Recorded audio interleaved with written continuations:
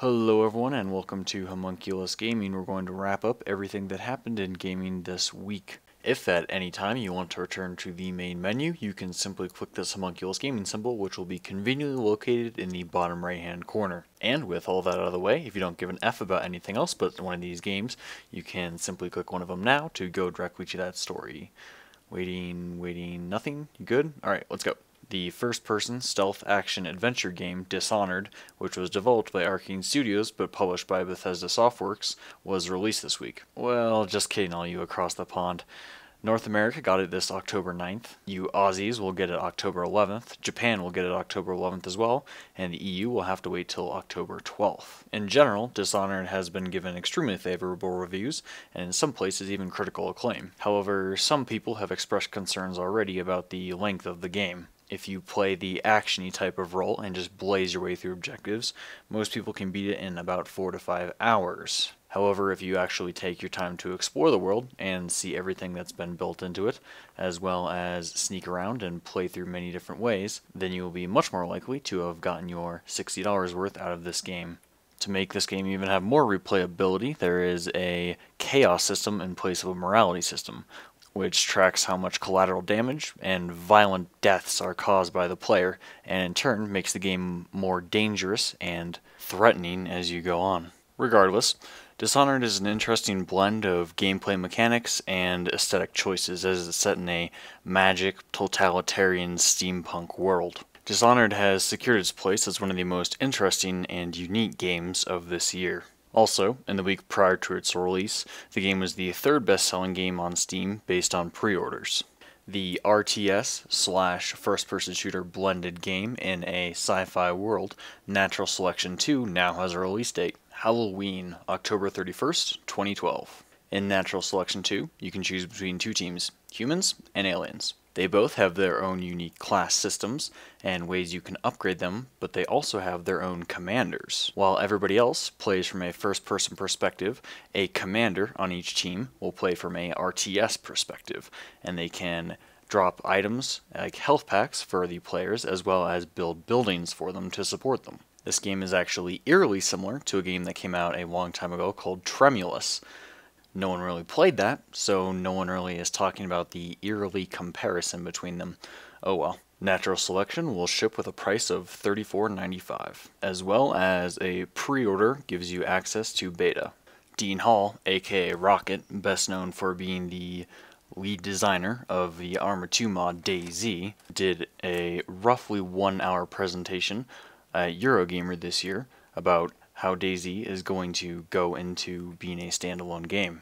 Roughly 30 minutes were a PowerPoint presentation presented by Hall himself about features that will be implemented in the standalone feature of DayZ, as well as where they plan to go from here. The remaining time was spent with a Q&A with the audience. If you don't have time to watch the entire presentation or just too apathetic to even go over there, here are some high points. Hall briefly discussed features that will be implemented in the game, such as poo, or more specifically disease, in areas that characters frequently go through. But no, seriously, he was discussing poo mechanics. DayZ, the premier defecation simulator. When asked about a release date or projected release date for DayZ standalone, he said, quote, "First few steps have to be cautious and sensible, then in January and February we can do the cool stuff." In his talk, he briefly mentioned the 2 Bohemia employees who were arrested in September for photographing and trespassing in a restricted military base on a Greek island of Lemnos. In his Q&A, he was further asked to expand his thoughts about it and said, quote, "I just want to see them home." When asked about further expansion into the console market, he said that it will depend on the amount of PC units that are sold. I feel like noting that he was remarkably humble in this presentation. He even went to state at one point that, quote, "we could screw this up," as well as not attacking people who make clones of his game, but saying they, quote, "probably feel like crap too." Hall also made a heavy emphasis that they will make a massive attempt to fix hacking in the standalone version as well as keep prices low. Microsoft made a bit of a stir this week Well, more like the community made a bit of a stir around Microsoft. At first, people were under the impression that game content usage rules had changed for all Microsoft products and games. The quote that was going around was basically that if you post content from a Microsoft game, such as Halo, Forza, etc., and you make money from it, even if it's from a YouTube partnership program, then it can be removed, or you get sued. But actually, a user named Stinkles from the NeoGAF forums pointed out that these guidelines had been out for months, as well as that most companies and owners of intellectual property in general have rules like this not to stop kids from streaming their games, but to stop companies from running a business off their property. Large corporations do tend to be pretty inept when it comes to understanding new media, but I don't think they're that dumb to actually shoot themselves in the foot and take away all the free marketing that people give them online. Most of it's terribly blown out of proportion, and no one will really remember it in a month. It's a good month if you're an Assassin's Creed fan. Nvidia has teamed up with Ubisoft, where if you buy a GeForce GTX 650 Ti, it comes bundled with Assassin's Creed 3. Most of these bundles start around $150 and go up from there, and if you bought them separately, it would come out to be about a $40 savings here. The GTX 650 Ti has a 925 MHz clock speed and 768 CUDA cores, as well as 1 GB of dedicated memory. If that was complete gibberish to you, then according to Nvidia, the GTX 650 Ti will run Battlefield 3 at around 42 FPS, and games like Borderlands 2 at around 40 FPS at 1920 by 1080 resolution. Just as a disclaimer to cover my own butt, not all GPUs sold are included in this promotion, so do some reading before you make your purchase. But if you've been looking to get a hardware upgrade and want to get Assassin's Creed at the same time, you're in luck. Additionally, a new screenshot and announcement for DLC for Assassin's Creed 3 has been released. If you buy the Assassin's Creed Season Pass, which is about 30 USD or your regional equivalent, you will get the Tyranny of King Washington. It is a 3-part episodic single-player campaign, as well as some multiplayer content. The Season Pass is for PC, PS3, and 360. Wii will be sold separately. This ought to appease the 2 British out there that were butthurt about their depiction in Assassin's Creed 3. Just kidding. Don't stop saying the T, or else I'll never be able to stay awake and make videos. And on top of that, if you haven't gotten your Assassin's Creed fix yet, a new video has been released by Ubisoft, the Dev Diary video. It is about Assassin's Creed 3 Liberation for the PS Vita. It has the same release date as the console version of Assassin's Creed 3, which is October 30th on consoles for North America, and October 31st for EU on consoles. Windows, November 20th for North America, and November 23rd for EU. On Wii, North America, November 18th, and on EU, November 30th. This week, a demo for Forza Horizon was released on 360. If you do play the demo and then buy the game afterwards, you will get an exclusive 2013 SRT Viper GTS car in-game. Forza Horizon is scheduled to be released October 23rd, and it will cost you $59.99 USD or your regional equivalent. Medal of Honor Warfighter is now in beta on Xbox 360. There is 1 map and 1 mode available. Pre-ordering Warfighter will gain you access to the Battlefield 4 beta. MOH Warfighter is scheduled to be released in North America on October 23rd, on October 25th in the EU, and October 26th for you UK folks.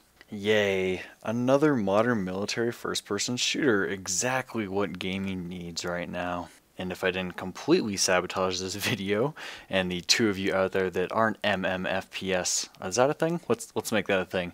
MMFPS fans out there, Infinity Ward is back in the news. In Call of Duty Modern Warfare 2, which was released in 2009, the multiplayer map Favela, which is in-game and in real life a term referencing shantytowns in Brazil, often in urban areas where people live in destitute conditions. After all these years of Modern Warfare 2 being open to the public, someone has noticed Arabic writing on the border of a picture frame in a bathroom above a toilet in one of the rooms.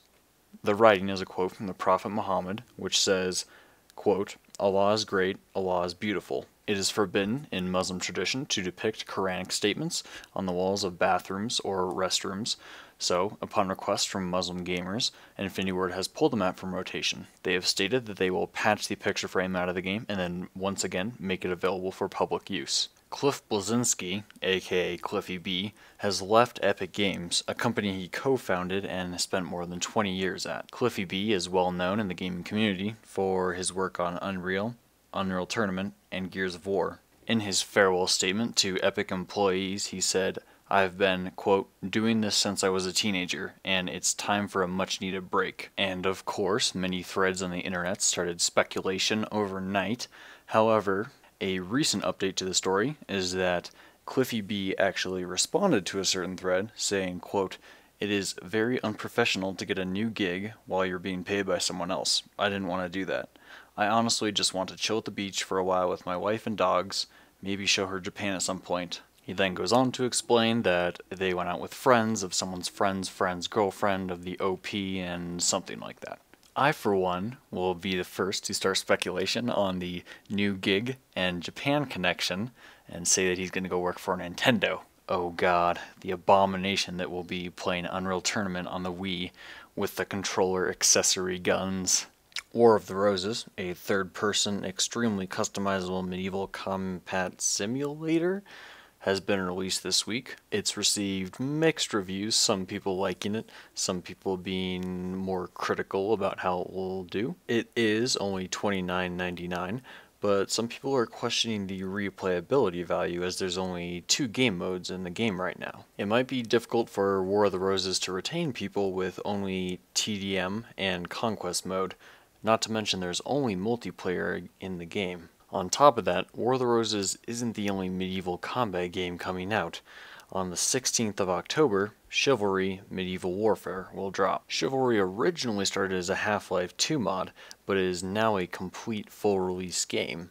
It is an FPS instead of being third-person, but has objective-based game modes and is $25. Next up, XCOM Enemy Unknown is out for North America, but EU, Australia will have to wait until October 12th. XCOM is a turn-based tactical role-playing strategy game in which you battle aliens and other extraterrestrials. Enemy Unknown is actually a remake of a 1994 strategy game called UFO Enemy Unknown. XCOM has been doing quite well with reception towards critics as well as other players, and has been acclaimed as being extremely difficult and praised by quote-unquote hardcore turn-based strategy players. Resident Evil 6 came out recently and has been either a hit with people or a complete miss. Most companies seem to have given it good reviews, saying it goes back to Resident Evil roots, but most other reviewers seem to think it is a complete goddamn mess. The most frequent complaint so far seems to be that it is a identity crisis in video game form. One level the game tries to be one type of game, and in the next level it tries to be another type of game,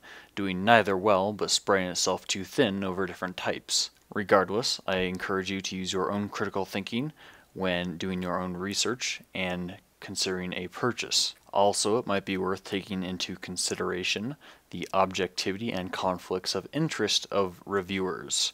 Not necessarily calling anybody out, but just think about where they get funding. And last, but certainly not least, if you're a Borderlands 2 fan, the Mechromancer, a DLC class for Borderlands 2, has been released 1 week early. The Mechromancer is available for $10 USD, or your equivalent for 800 Microsoft points. If you pre-ordered Borderlands 2, or are part of their Premier Club, then you get the Mechromancer for free. The Mechromancer is the only class in the game that has a true combat pet, Death Trap. Well, that about does it for this week in gaming. I hope you enjoyed this video. If you did, then don't forget to give it a like and favorite. If you didn't, then leave me a comment letting me know why. Thanks for watching. I'll see you next time.